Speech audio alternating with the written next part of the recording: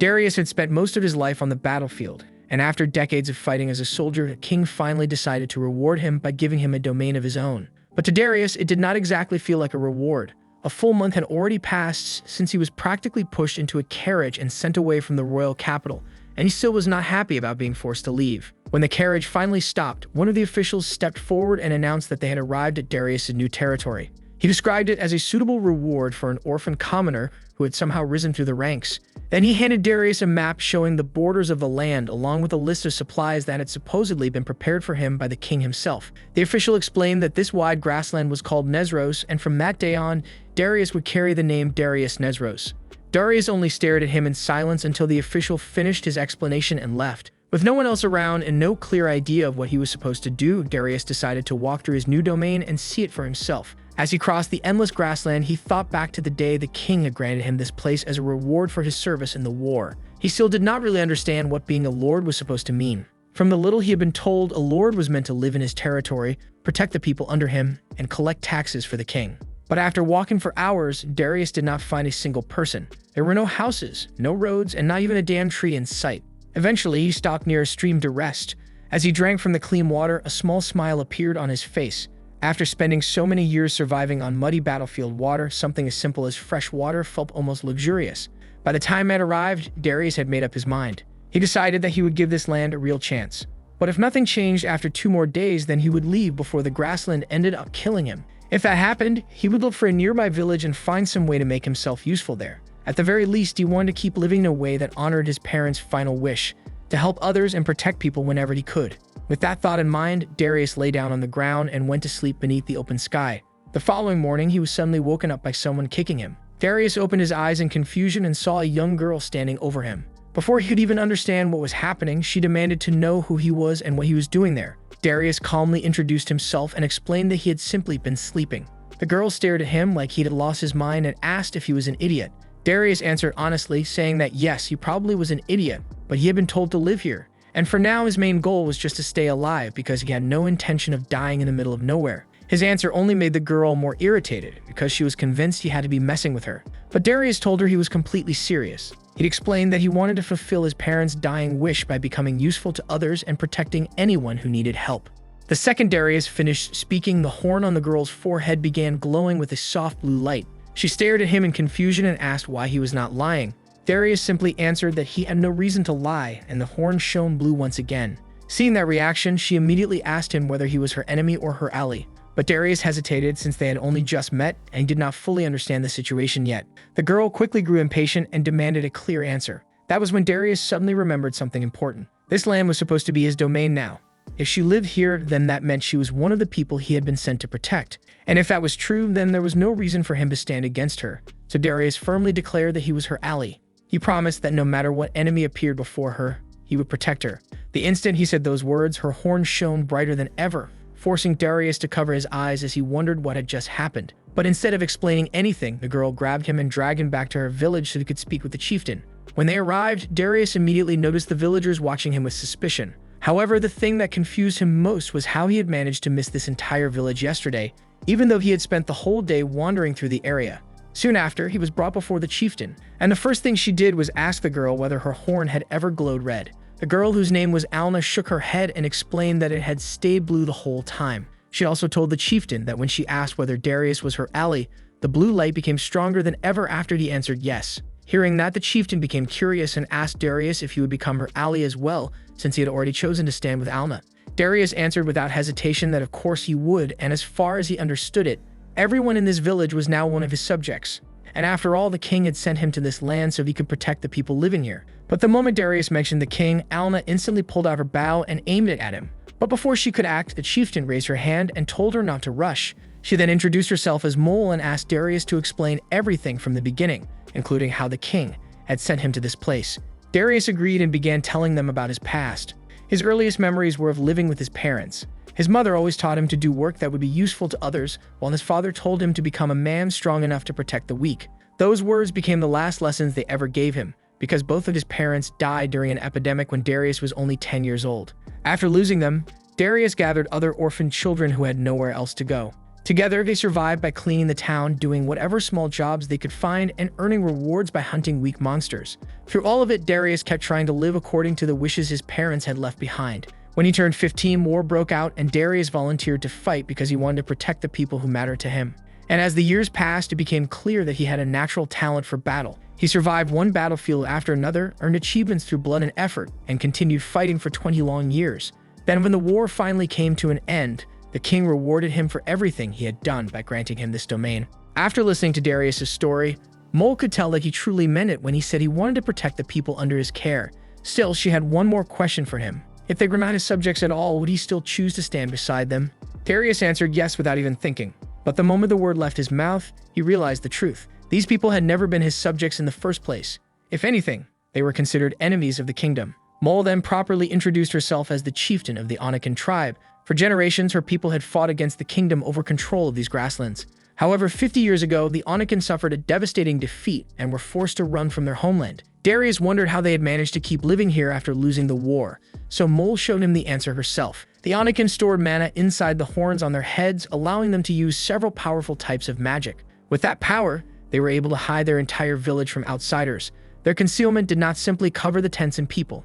It erased every sign that anyone was living there at all, which explained why Darius had failed to notice the village no matter how long he wandered through the plains. Darius became a little uneasy, wondering whether Mole should really be revealing such an important secret to someone who technically served the kingdom. But Mole told him there was no need to worry. If the reading from Alma's horn had shown anything other than blue, she never would have told him the truth. She explained that the Anukin possessed a spell known as Soul Appraiser. When they faced danger or hostility, their horn glowed red. When the person in front of them meant no harm, it turned white. But blue was something far more special, because it meant that person would one day bring happiness or blessings to the tribe. According to Mole, if Darius had lied even once during their conversation, Alma's horn would have turned red immediately, but it never did, and that was why Mole decided to trust him. She told Darius that she hoped he would become a great lord one day, and to help him begin, she offered him shelter, food, and even livestock. In exchange, she asked for only one promise. He must never reveal the location or existence of their village to anyone, not even the king. Darius accepted without hesitation. He had no desire to bring trouble to people who were only trying to live peacefully. As long as they did not start another war with the kingdom, he saw no reason to stop them from remaining on the plains. Mole seemed satisfied with his answer and then casually announced that Alna would be assigned to assist him with his work and look after him. The second Alna heard that, she screamed in frustration, but Mole told her that since she brought him here, he was now her problem. Not long after, the villagers helped Darius set up a tent of his own. Alna explained that everyone in the village lived in tents because they needed to be ready to pack up and move quickly if they ever faced a danger that concealment magic could not solve. She also told Darius that the rest of his supplies would be brought over soon and that later she would teach him how to take care of the livestock. Before leaving, Alna handed him a small pouch of Matani dust. She explained that when scattered across the ground, it would attract nearby beasts by leaving a scent trail. If Darius hunted those beasts, he could bring their meat and hides back to the village and use them to get the supplies he needed. Darius then leaves the village and heads straight out to hunt, wanting to make use of the Matani dust Alna gave him. But after putting a good distance between himself and the village, he suddenly realizes that he forgot to ask one very important question. He has no idea how much of the dust he is supposed to scatter. And because Darius is clearly not the type to overthink things, he decides to pour out the entire bag and simply waits to see what happens. Before long, a herd of black geese comes rushing toward him. But instead of being frightened, Darius looks almost thrilled. After so many years on the battlefield, danger like this feels familiar to him, and the moment the beasts close in, his instincts take over. With his battle axe in hand, he swings with overwhelming power and cuts through the herd one after another. When the fighting finally ends, nearly half of the black geese have been taken down. For a moment, it seems like an incredible result, but then Darius notices the mistake he failed to consider. Defeating that many beasts is one thing. Carrying all of them back by himself is completely impossible. By the time the sun begins to set, Darius slowly returns to the village with only one black geese slung over his shoulders. Even though he won the fight, he feels disappointed. After bringing down so many of them, returning with just one makes him feel like he wasted most of the hunt. He also assumes Alna will probably make fun of him again. But when he arrives, Alna does not react the way he expects. Instead of teasing him, she's genuinely impressed and praises his manliness for defeating a black key on his very first hunt. Darius then casually tells her that this was not the only one he killed. He actually took down nearly half a herd, but he could not carry the rest back alone. As soon as Alna hears that, she rushes off to gather villagers so they can help collect the remaining black keys.